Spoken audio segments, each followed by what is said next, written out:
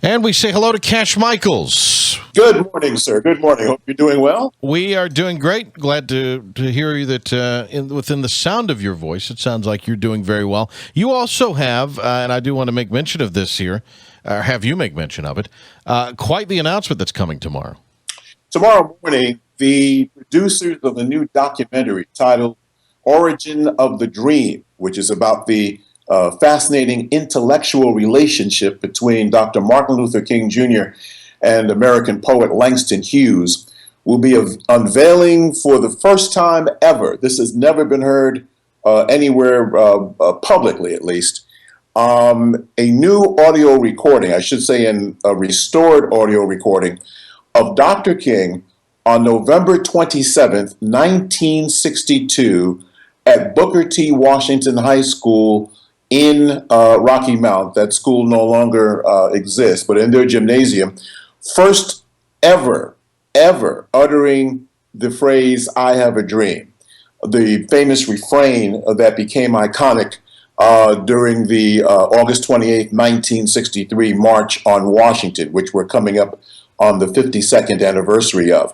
A lot of people are under the impression that Dr. King had delivered the "I have a dream" refrain there at the steps of the Lincoln Memorial on August 28, 1963. He did not.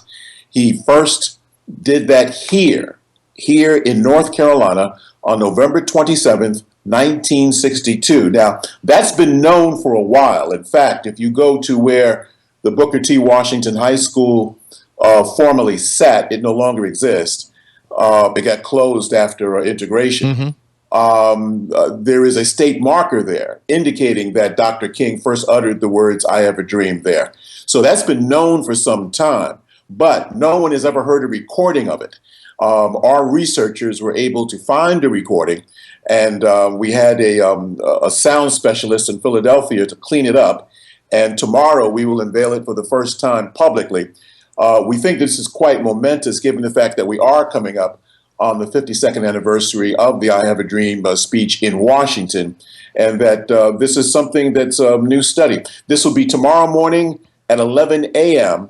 at the Hunt Library on the campus of North Carolina State University, the Centennial Campus. The Centennial Campus there in Raleigh, in West Raleigh. And so we're excited about that unveiling tomorrow morning at 11. You may reveal this tomorrow and may want to hold this till then, but where has this recording been? We are told, and again, our researchers, we are told that a school teacher actually recorded the speech at the time. And as you know, 1962, they didn't have the digital recorders that we have today. Didn't fit in your pocket. Right. They didn't even have cassette recorders. They had reel-to-reel tapes. They did everything on acetate. You know, when you got in the radio and I got in the radio, we used to do these reel-to-reel things. You barely see them around anymore at radio stations. But that she recorded them apparently, she recorded the speech, I should say, apparently, on the reel-to-reel tape. And that had just been sitting someplace for a while until it was recently discovered and restored. And so now we will be unveiling that tomorrow morning. Well, remarkable stuff. We look forward to hearing that tomorrow and making mention of that and promoting it. And thank you for sharing that bit of information with us here. Okay, Cash, so we are less than 5 days away now from the deadline on this continuing resolution that was passed by the General Assembly, which continued last year's fiscal year budget. It seems like there's a little more of a serious move and set of moves. A couple of provisions taken out by Senate President Pro Tem Phil Berger, including Medicaid last week, to kind of move this thing along.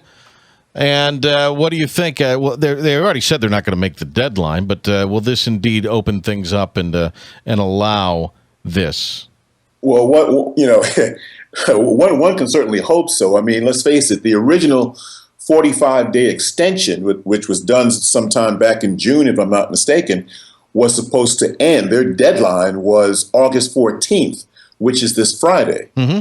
We know, heaven and earth will pass away, but we know they will not make that deadline. Oh, absolutely not. They've even said that, yes. And which makes really no sense, But apparently, I think the Senate side, which has been the one that's been most recalcitrant in all this, realized that this could blow back on them politically, and so now they're trying to make some hay, wanting to separate certain items from their proposed budget and have them passed as separate bills, which is something, quite frankly, that was suggested 45 days ago, Right. and for some reason they couldn't get it through their heads now. One of the main sticking points, obviously, was what to do with Medicaid. The Senate would like to create a new agency to deal solely with that, take it from the State Department of Health and Human Services, which may speak to why Secretary Dr. Aldona Vos is leaving, and have that being dealt with. And then also, we understand that the issue of economic development, which has been a huge issue because there are a lot of industries that want to come to North Carolina. They want to bring jobs to North Carolina. And for some reason, they're passing us by because we simply don't want to pony up and get in the game as far as competing for their business. That is now being separated, at least from the Senate side of the budget, and have those proposals passed as separate bills. However, the Senate still does not want to go beyond their cap of a $21.5 billion budget. As you know, the House budget is upwards of 22.15, and so that's a place that they still need to confer on. But at least we see the Senate now realizing that something has to be done. This thing cannot go into the fall. And again, the school systems across the country are begging and pleading for something to be done because they need to know what their budget's going to look like and whether or not they're going to have teachers' assistants on the payroll. So this way, then they can go into this current school year in a smoother fashion. Right now, things look very rocky. We're talking to Cash Michaels here. Our friend and colleague Doug Raymond speculated last week that the resignation of Aldona Vos, which was a couple of weeks or maybe months in the making, comes at a time when, not coincidentally perhaps, that the governor seems to be trailing as far as fundraising goes to his likely opponent in next year's gubernatorial election, Roy Cooper, because she was such an effective fundraiser for him previously. Do you buy that? I would say that there is some currency in that. And of course, Doug is in a position to know, given that he is a Republican consultant. So his ear is closer to the ground on that side of the political equation than mine is, that's for sure. Yes, she was a very effective fundraiser. There is no question.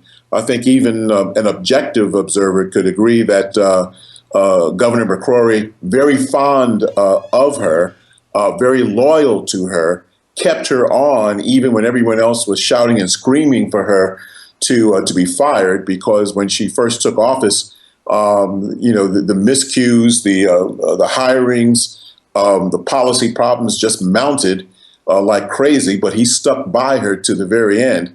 But now it makes sense that she be gone, and that she gets some rest, and then she starts politically fundraising because McCrory needs it. As we know, Roy Cooper, our state attorney general, who has not announced publicly yet, but is most likely a Democratic nominee for governor, has a big fundraising advantage. That's got to be embarrassing for an incumbent governor.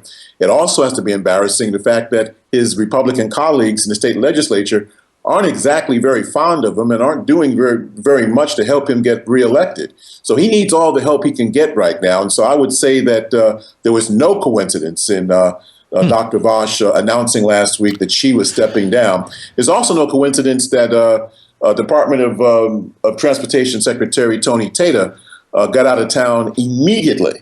At least she gave the governor 2 weeks' notice. He got out of town like that afternoon. Right. So clearly the governor's trying to clear the decks of anybody that could be considered a political liability as he goes into the 2016 reelection campaign. Well, that's an interesting take on it. And again, there are murmurs behind the scenes on both of those respective departures as to the reason why. and it's always interesting to hear. Last thing here with 60 seconds to go, the DHHS, and this is not fair to hamstring you, but boy, that's a huge department. They seem like they have a guy they feel like will do a fine job with that. But does that need to be broken down in parts and actually have more than one person trying to wrap its arms around such a massive department with many problems? Well, given what the Senate is already talking about as far as separating Medicaid management from it would seem that the answer to that is yes.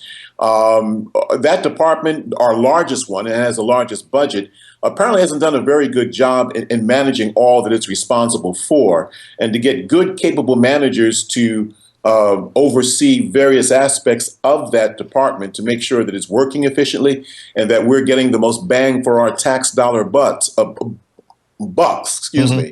would probably be the sensible way to go. I would say that now is the time for Governor McCrory to announce that while he's going into his reelection.